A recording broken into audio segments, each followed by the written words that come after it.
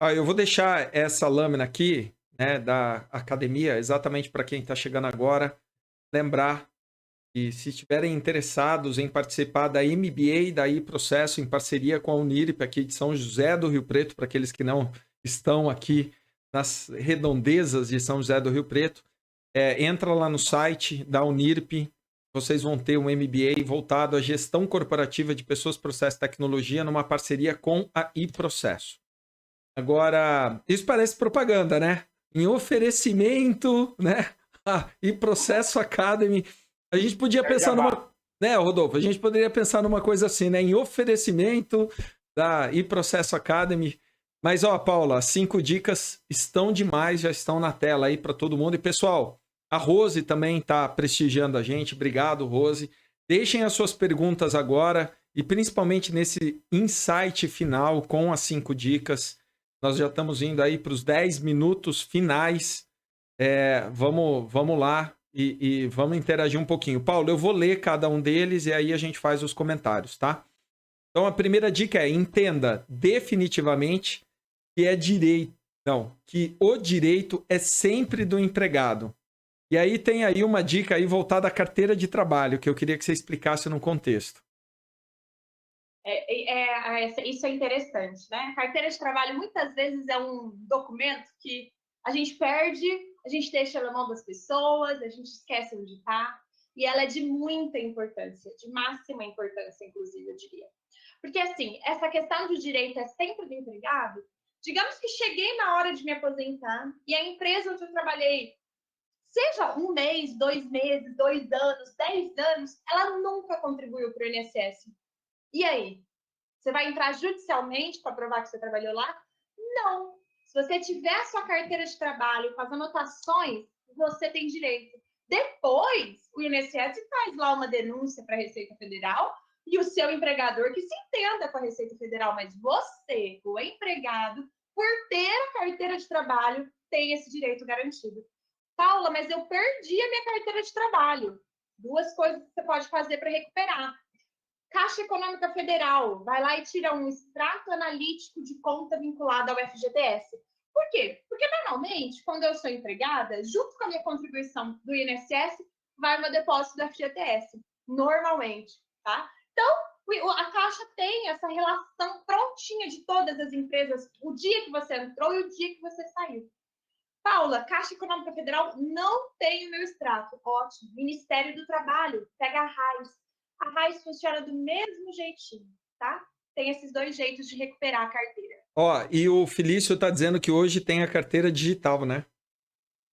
Isso, hoje, você inclusive, se já perdeu a sua carteira digital, a sua carteira física, baixe a carteira digital e confira. Por quê? Porque as informações digitais, elas são novas. Não é tudo que vai ter na carteira digital. E é importante você saber o que é que está faltando para você ir atrás.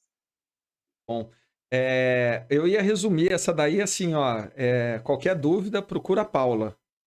Ponto. Acabou. Ela vai dar a solução. Segunda dica: não caia no erro de não conferir se está sendo recolhido a GFIP, né? E aí, entre aspas, o contador tem que ser parceiro. Aí, Felício, socorro contador. O Felício já está nessa pegada aí muito forte. Mas e aí? Né? Como é que eu não corro o risco de recolher corretamente a GFIP, né? Então, estratégia no caso do empresário. Não deixar, o que não fazer, né?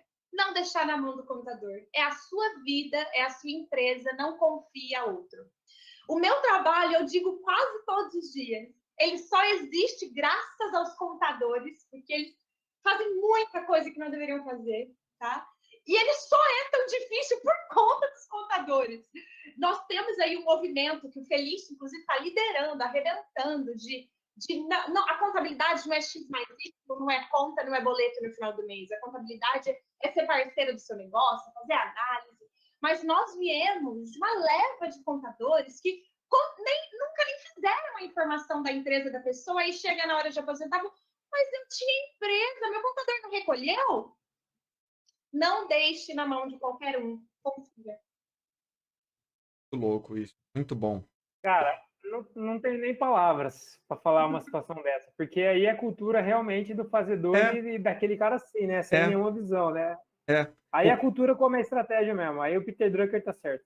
Existe uma diferença muito grande entre delegar e delargar, né? Não é? Se você delega para o seu contador, você tá certo. Por quê? Porque você não tem o mesmo conhecimento técnico que ele. Agora, você simplesmente largar na mão dele e nunca mais nem conferir isso, a culpa é sua, a culpa não é do contador. Por isso que quando a gente fala do mundo ágil e colaborativo, a colaboração vem dessas conexões de especialistas. Cada vez mais, Paulo, o mundo está muito complexo sobre as ramificações das possibilidades. Então, faz todo sentido para a gente, e é o ponto cerne principal quando a gente fala da cultura por resultado, porque conforme você se aprofunda a alguns temas, é inevitável você trazer pessoas especialistas para te orientar em como ou da melhor forma para você chegar naquele resultado. Mas isso não quer dizer que você vai delargar para ele, ou com ele, ou através dele o teu resultado. Então, delegar é isso, é você fazer aquele mergulho de apneia, né? Você tampa a respiração, mergulha e volta.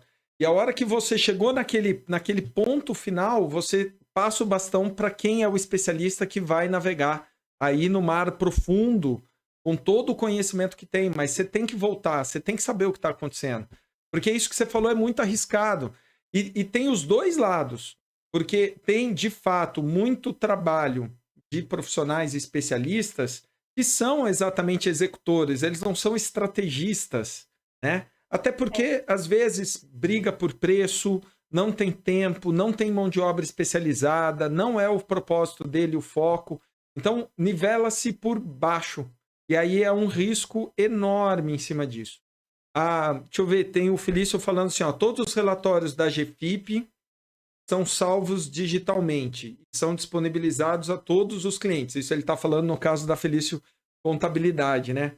E aí, Felício, daqui a pouco você vai estar num webinar nosso aqui e a gente vai expor exatamente qual que seria a boa prática de um escritório contábil, né? Porque eu acredito que essa régua subiu aí com vocês e que deveria ser um padrão, né, Paula? Porque... Deveria ser, porque tem escritório que a gente pede essas GFIPs, porque já teve um erro, e eles nem têm. Olha lá. Eles nem têm, eles têm que procurar, demora 3, 4, 5 dias para entregar. Duvido que na Feliz Contabilidade é desse jeito. Não é. Ele vai escrever aqui. Tem um delayzinho, mas ele vai escrever. Tem que ter o parceiro certo. Parceiro certo. Conheça o QNIS e o extrato da vida contributiva. Escrevi certo, né? É isso mesmo? O QNIS é o extrato da sua vida contributiva, né? O QNIS, ele mostra todas as suas relações previdenciárias. O que acontece? Desde do ano de 90, que foi quando passou-se a usar o computador, a informática no INSS, é óbvio que eles não iam fazer isso, eles não iam chamar todo mundo, pedir para trazer toda a documentação para escanear. Eles não têm nem tempo para isso. Então, o que aconteceu? Tudo que era papel passou a ser responsabilidade do segurado ter e guardar. E aí, o que acontece? Tudo antes de 90 o INSS não tem. E você tem que provar. Então, se você contribuiu sobre carnezinho e perdeu esses carnês, e o INSS não tem, você perdeu esses anos de contribuição. Se você perdeu a sua carteira e o INSS não tem, você perdeu esses anos de contribuição. Então, não adianta, gente, querer, na hora do pedido de aposentadoria, querer ver por que o INSS negou. Mas por que o INSS só me deu 6 anos, sendo que eu tenho mais? Olha antes, pede antes. Se você ligar lá na central do 135, você agenda de ir buscar esse documento na agência do INSS.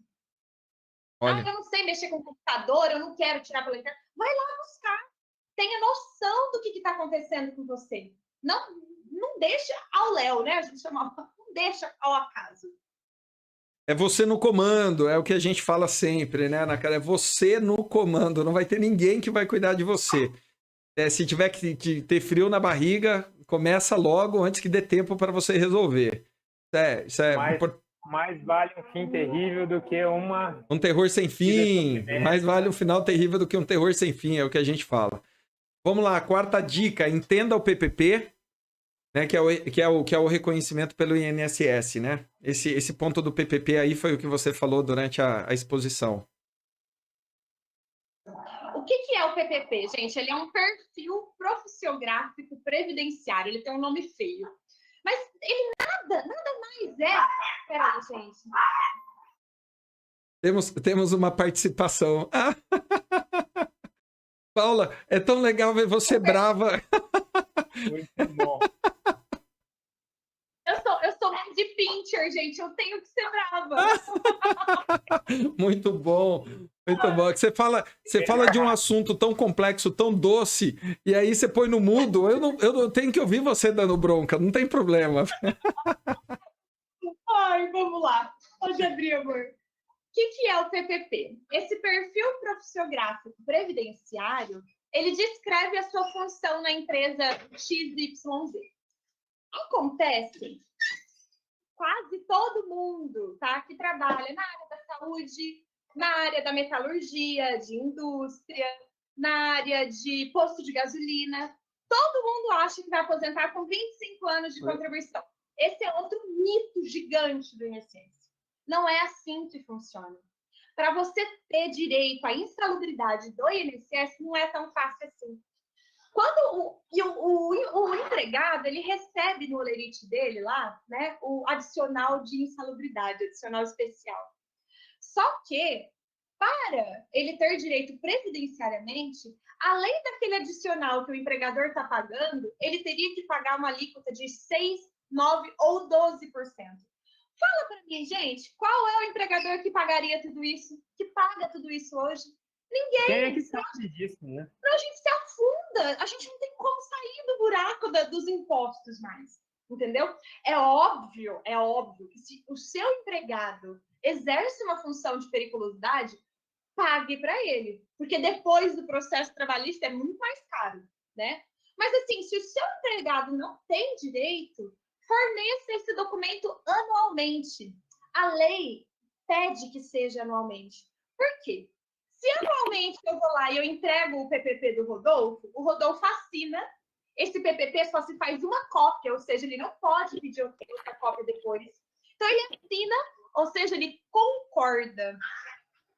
A obrigação do funcionário é ler antes de assinar. Ó, isso aqui não tá certo, eu não faço só isso. Ó, eu estou exposto a X, Y, Z. Ó, você colocou que eu tenho EPI, mas você não me deu EPI. Faça consertar na hora. Porque a proteção para o empregado e para o empregador, tá? Então, e o PPP é outro tema que daria muito assunto. Muito tema. Mas basicamente é isso.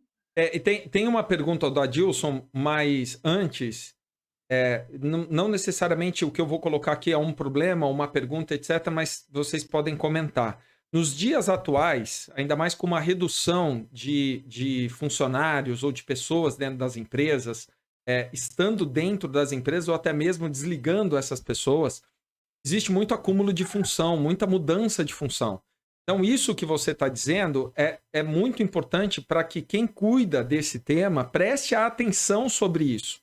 Porque senão você coloca pessoas para fazer determinadas atividades e funções, e aí nessa hora, dependendo do tempo e do período, aí você começa a cruzar muito problema, né? Sim. Ó, imagina, gente, que esse documento o INSS fornece gratuito para a empresa preencher. O próprio departamento pessoal tem autoridade para preencher. Paula, a gente não sabe fazer isso, nós somos uma oficina mecânica. O seu contador pode te indicar alguém que faça. Existem empresas de segurança do trabalho que cobram aí uma quantia. Nada, é pouco, gente, é pouco perto da economia, né? Faça. Por quê, gente? Porque você não tem que remediar depois, né? Imagina você chegar na frente de um juiz e o seu funcionário lá da oficina mecânica falar que o tanto de coisa errada que você tinha na sua empresa, que você não tem como provar, às vezes a empresa está até fechada. Você não tem os laudos para provar que o que ele está falando é verdade ou não. Então, assim, é uma questão de justiça. Se o seu empregado tem direito à insalubridade, dê a ele, pague a ele. Porque senão depois fica mais caro para você. E também o outro lado, entenda, empregado, se você tem direito. Existe aí o anexo 4 do decreto 3.048, que descreve função por função que tem direito à insalubridade. Aí. Ó, fala que eu vou fazer a pergunta da Dilson aqui, que tem a ver no gancho. Fala aí, Rodolfo. Tá, não, eu ia fazer uns comentários. Eu sou engenheiro de segurança do trabalho também. Então eu não vou entrar nessa seara para a gente não fechar e não tomar mais tempo. Mas você comentou da diversa função e tudo mais. Eu tenho um salário X e o meu coleguinha tem um salário 2X. Eu recolho sobre X e meu coleguinha sobre 2X. Eu saio e entro com uma ação de equiparação salarial desse cara. Eu ganho a ação salarial, a equiparação. Então, eu tenho um estorno aí, um ganho sobre mais um X, né? Vou equiparar com ele. A empresa é obrigada a recolher para equilibrar meu... Como é que é isso? Deu para entender ou não? Deu sim. Olha, isso, gente, esse assunto, Rodolfo, é uma crescente grande demais no Brasil, que é chamado de verba indenizatória. Dentro de um holerite de um funcionário, existem verbas que são indenizatórias e verbas que não são. Por que as empresas, muitas delas, dão um ticket de alimentação maior que o salário, muitas vezes? Porque o ticket não incide contribuição previdenciária, entendeu? Então, existem coisas que incidem contribuição previdenciária e tem coisas que não. Então, assim, depende do que é que está equiparando. Se está equiparando adicional noturno, se está equiparando hora extra, se está equiparando salário em si, ok, tem que fazer recolhimento para o INSS, tá? Agora, se está equiparando ticket de alimentação, vale transporte, não tem. E a crescente no mundo jurídico, no mundo tributário que existe é que, muitas vezes, né, por conta do que a gente acabou de falar, de contadores que são os fazedores, né? Ou então de que a contabilidade da empresa é o próprio departamento pessoal que faz, e que eles não têm tanto conhecimento técnico assim, eles contribuem mais do que deviam. Então, eles pegam lá o salário com todas as verbas, dá 3 mil. Se fosse contar só as verbas indenizatórias, seria 1.800. Então, você tem 1.200 aqui que não deveria incidir contribuição previdenciária. Mas ele paga para o funcionário sobre os 3 mil.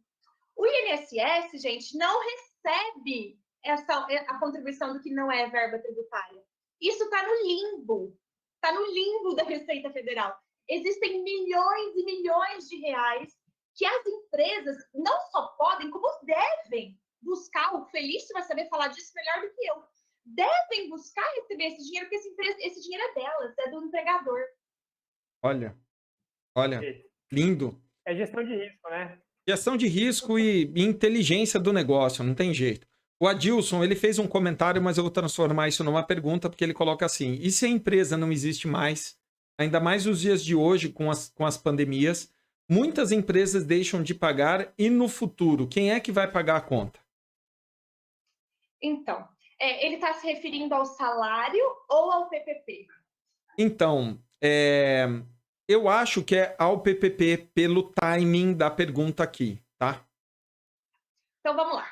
Existe uma regra, tá, de que até o ano de 95, era por categoria, não precisava da empresa pagar extra. Então, até o ano de 95, todo caminhoneiro, todo eletricista, toda a parte da indústria, todo médico, todo enfermeiro, todos eles recebem. Então, se está na sua carteira e a função está lá descrita, até o ano de 95, você vai receber do INSS, não importa se a empresa existe ou não. A partir de 95, passou a ser obrigatória a contribuição, mas isso só passou a vigorar mesmo em 2003. Então, a partir de 2003 é que realmente tem que ter a contribuição, né? Se a empresa não existe mais, lá na JUSESP, né? Aqui em São Paulo é a JUSESP, mas é a Junta Comercial do Estado, junto com o contrato, as alterações dos contratos e o distrato, tem o laudo, o que a gente chama de LTCAT, né? Que é o laudo ali do que era o ambiente de trabalho. junto com a sua função na carteira e esse laudo ambiental, técnico ambiental, você pode provar para o INSS que a sua atividade é insalubre. Ufa! Dá trabalho, Paula? Muito trabalho, tá? Mas funciona. Se você tem direito, eu digo, Kleber e Rodolfo, que tudo que a gente faz na vida a gente deixa rastro, mesmo quando a gente não quer deixar. Então, se a sua atividade foi insalubre, você consegue reconhecer. E aí, a última dica de tudo isso: procure um especialista para essas orientações e esclarecimentos, pelo amor de Deus. Não tem jeito. Cada um no seu quadrado, redondo. A gente tem que entender uma coisa. Quando a pessoa quer uma orientação de verdade, ela não pergunta para a vizinha dela. Ela não pergunta para o colega. Se ela realmente está preocupada com a vida dela, com o futuro dela e da família, ela procura um especialista. E isso em todas as áreas. Se a gente realmente está interessado com a nossa saúde, a gente não pergunta que remédio que a vizinha está tomando para uma dor no joelho. A gente vai ver o que é para nós, né? E nenhum contador tem obrigação de saber todas as regras previdenciárias. Assim como eu também não tenho obrigação de saber sobre tudo que está acontecendo com relação à Receita Federal, né? Eu também não tenho obrigação de saber tudo que aí processo sabe, tudo que a pensarem sabe, né? Eu não tenho essa obrigação. Eu não tenho. Então, procure um especialista da área. Perfeito. Acabaram as perguntas, comentários. 1000 parabéns aí. A gente já terminou. Vamos para as palavras e considerações finais. Rodolfo, depois a Paula, e aí eu termino já com um soquinho, viu, Paula? Vamos lá. Fala aí, Rodolfo. Consideração, procure um especialista, pelo amor de Deus, senão você vai falir. Não fale, não. Não, precisamos de pessoas e empresas sólidas para a gente consertar de alguma forma esse Brasil de meu Deus, né? Vamos junto. Muito bom. Paula, suas considerações? Aí. Pronto. Gente, de novo, eu quero agradecer pelo espaço. Não existe nada mais prazeroso do que falar do que a gente ama, né? É uma paixão para mim. Não é uma paixão para todo mundo, mas quem gosta ama previdenciário, né? Então, os previdenciaristas, inclusive hoje é o dia do previdenciarista. Então, os previdenciaristas, hoje é o dia do previdenciarista. Então, assim, quem faz é porque realmente ama, né? Então, eu quero agradecer a oportunidade de falar um pouquinho sobre isso. Estou à disposição de quem tiver mais dúvidas, né? Não sei se dá para deixar fixado aí o e-mail da Tudo GNSS para enviar, né? E muito obrigada, Kleber e Rodolfo. Muito bom. Cada vez mais faz muito sentido essas conexões, porque existem temas que são atrativos e temas que não são atrativos. Isso não quer dizer que são mais ou menos importantes. E a forma como a gente trata os dois, né? Porque quando você trata de um tema que é super atrativo, um senso comum, você pode se perder no meio de muita euforia. E quando você não olha para aqueles temas que não são muito atrativos, são mais burocráticos, você deixa de tomar a decisão correta. E espaços como esse, principalmente da forma como você colocou, Paula, além de ser muito esclarecedor, é muito leve, é muito direto, né? É o que a gente coloca. Não tem muito mimimi, não tem muito veja bem. É claro que tem as suas variações, mas elas têm um racional por trás, né? Isso pra gente é muito bacana, porque no nosso canal, lá vai ficar totalmente registrado por muito tempo. E a gente quer exatamente propagar essa cultura por resultado, que a gente conecte pessoas que tragam a luz e não o calor, que tragam a evidência para o resultado. A gente não precisa ficar sofrendo. Trazer especialistas conectados ao processo, àquilo que transforma, é muito importante para a gente. Nós vamos deixar lá na descrição do vídeo todos os contatos, e-mails e aí, com a tua permissão, o WhatsApp, para que as pessoas possam chegar até você. Isso vai ser muito bom e fantástico. E fica aí a dica para que todos olhem para esse importante tema, principalmente porque ele afeta o planejamento estratégico, ele pode bater de frente com uma cultura e que daqui a alguns anos a gente não sabe do amanhã, a gente não sabe como é que a estrutura corporativa e das pessoas, da vida das pessoas vão estar, mas que a gente pelo menos se alicerce, né? Se fixe em pilares sólidos e que tenham conceitos muito profundos. Obrigado de coração, Paula, pela tua participação e pelo conhecimento que você trouxe para a gente. E obrigado, Rodolfo, mais uma vez por essa parceria. E agora a gente se despede com o soquinho, Paula. Valeu, até mais. Tchau.